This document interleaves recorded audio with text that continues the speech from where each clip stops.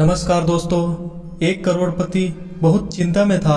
करोड़ों का घाटा लगा था और सारी जीवन की मेहनत डूबने के करीब थी। नौका डगमगा रही थी। कभी मंदिर नहीं गया था, कभी प्रार्थना भी नहीं की थी, फुर्सत ही नहीं मिली थी। पूजा के लिए उसने पुजारी रख छोड़े थे, कई मंदिर भी बनवाए थे जहां वे उसके नाम से नियमित पूजा किया करते थे। लेकिन आज इस दुख की घड़ी में कांपते हाथों वह भी मंदिर गया। सुबह जल्दी गया ताकि परमात्मा से पहली मुलाकात उसी की हो। पहली प्रार्थना वही कर सके, कोई दूसरा पहले ही मांगकर परमात्मा का मूड खराब न कर चुका हो।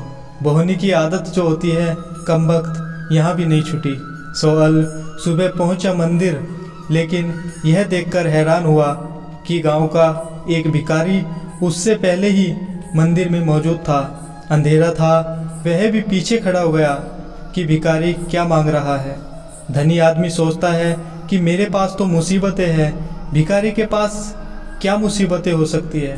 और भिखारी सोचता है कि मुसीबतें मेरे पास है, धनी आदमी के पास क्या मुसीबतें होगी। एक भिखारी की मुसीबत दूसरे भिखारी के लिए बहुत बड़ी न थी। उसने सुना कि भिखारी कह रहा है, हे परमात्मा, अगर 5 रुपये आज न मिले तो जीवन नष्ट हो जाएगा, आत्महत्या कर लूँगा। पत्नी बीमार है और दवा के लिए 5 रुपये होना बिल्कुल आवश्यक है। मेरा जीवन संकट में है। अमीर आदमी ने यह सुना और वह भिखारी बंद ही नहीं हो रहा है, कहे जा रहा है और प्रार्थना जारी है। तो उसने झल्लाकर अपनी जेब से 5 रुपये निकालकर उस भिखारी को दिए और कहा, जा ये ले जा 5 रुपये, तू ले और जा जल्दी यहाँ से।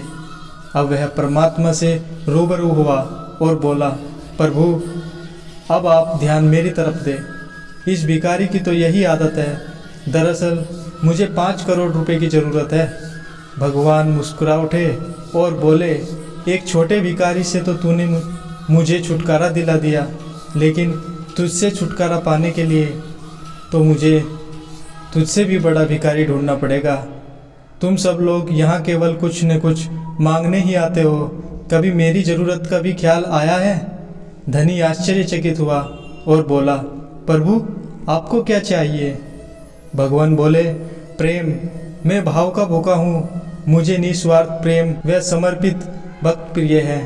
कभी इस भाव से मुझ तक आओ, फिर तुम्हें कुछ मांगने की आवश्यकता ही नहीं पड़ेगी। धन्यवाद। जय श्री कृष्ण।